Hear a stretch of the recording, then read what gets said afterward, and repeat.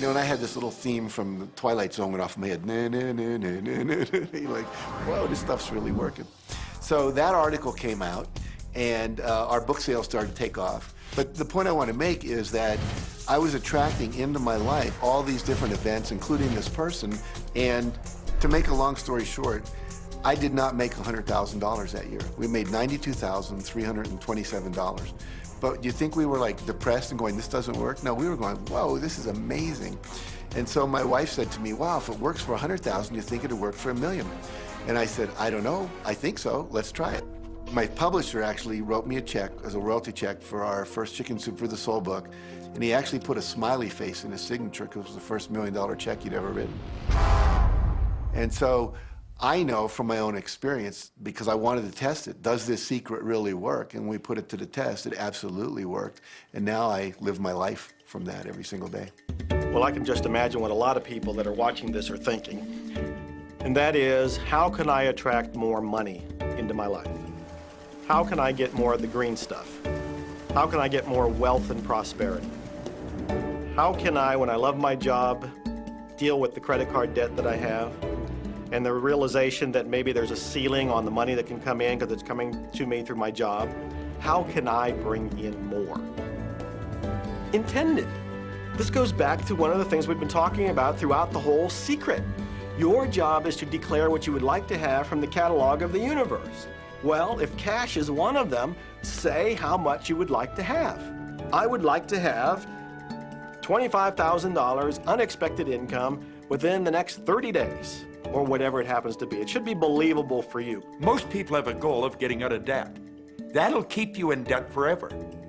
Whatever you're thinking about, you will attract. You'll say, but it's get out of debt. I don't care if it's get out or get in. If you're thinking debt, you're attracting debt.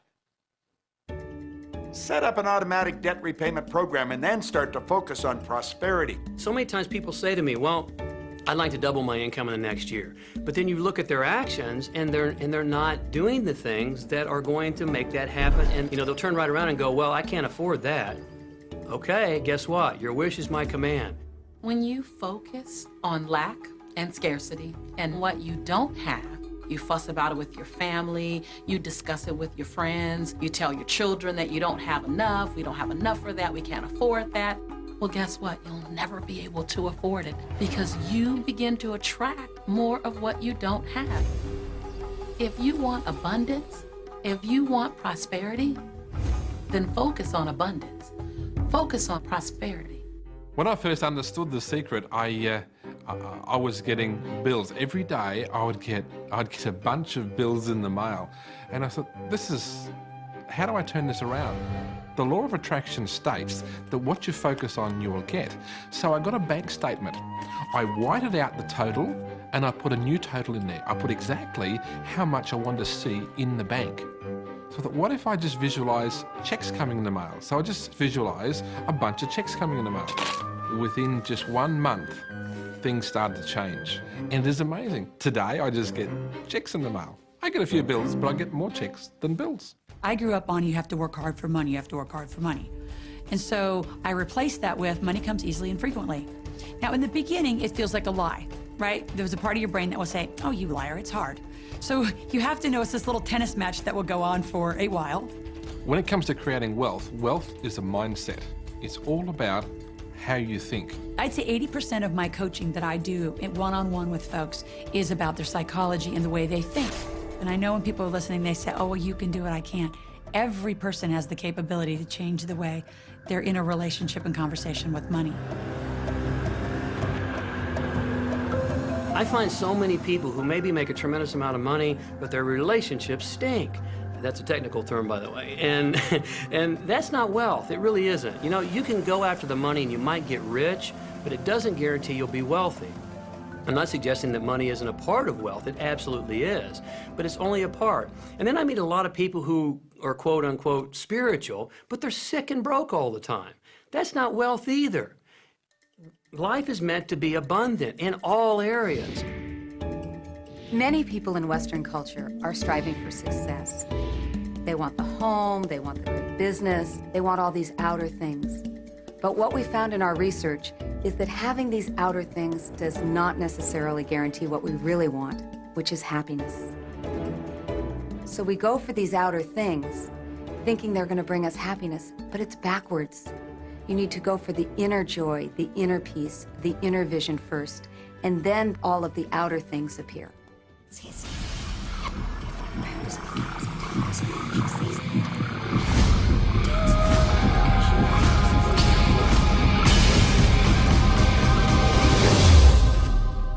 The secret means for me actually that we are creators of our universe, and that every wish of what we want to create will manifest in our life. Therefore, it's very important what you wish, what your thoughts are, what your feelings are, because it will manifest. Now, one day I went into somebody's home, and he was an art director of a very famous film producer. In every corner, he had this beautiful image of a woman, a naked woman dressed with a fabric, kind of doing this, kind of saying, "Oh, I don't look at you, I don't see you," you know. And I said, "I think you have trouble in your romance." Are you a clairvoyant or something? No, but look, 7 places you have exactly that woman. But I love that kind of painting. I painted it myself. That's even worse, I said, because you put all your creation and your creativity in it. Now, he's this gorgeous looking man. He has all these actresses around him because that's the work he does. He doesn't get romance. I said, "What do you want?" Well, I want to date 3 women a week. Okay, paint yourself with 3 women and hang it in every corner.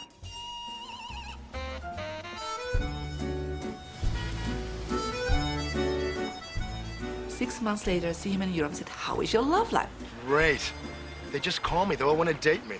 Because that's your wish. Now I have like 3 dates a week. They're fighting over me. Good on you. But I really want to stabilize a little bit.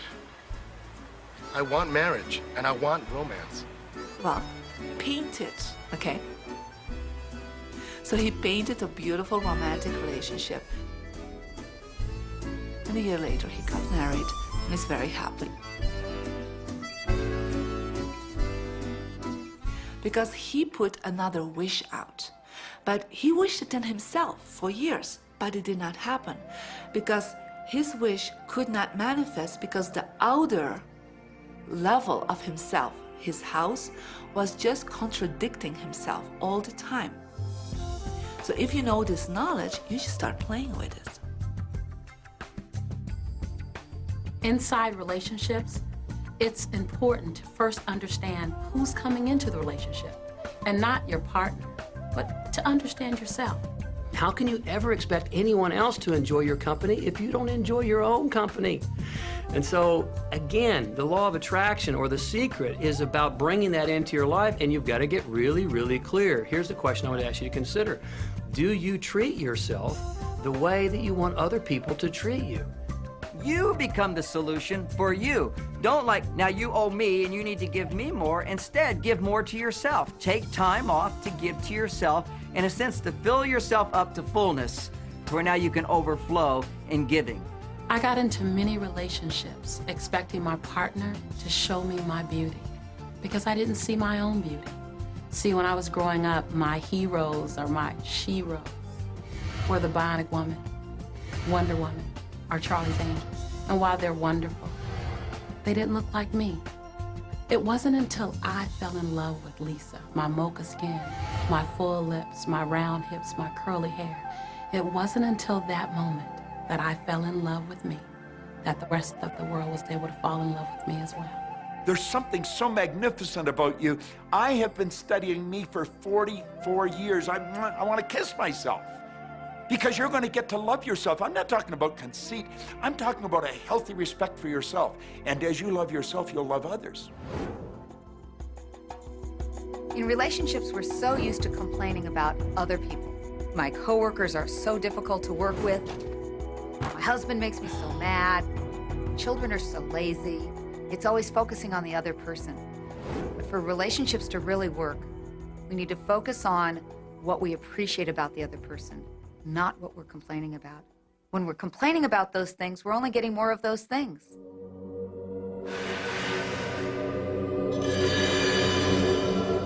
Even if if you're having a really hard time in a relationship? Things aren't working, you're not getting along, someone's in your face. You still can turn that relationship around. Take a piece of paper and for the next 30 days, once a day, sit down and write all the things that you appreciate about that person. Think about all the reasons that you love them.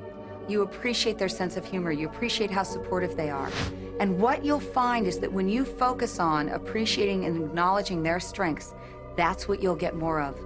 And the problems will fade away. We cannot control other people, no matter how hard we try. So what you'll find is if somebody's come home in a bad mood, and you're actually in a good mood, you'll find yourself in a different place from them in that moment. We create our own happiness through the law of attraction. Oftentimes, you give others the opportunity to create your happiness. And many times, they fail to create it the way you want it. Why? Because only one person can be in charge of your joy, of your bliss, and that's you. So even as a parent, as a child, as a spouse, even the people closest to you, they do not have the control to create your happiness. Your joy lies within you.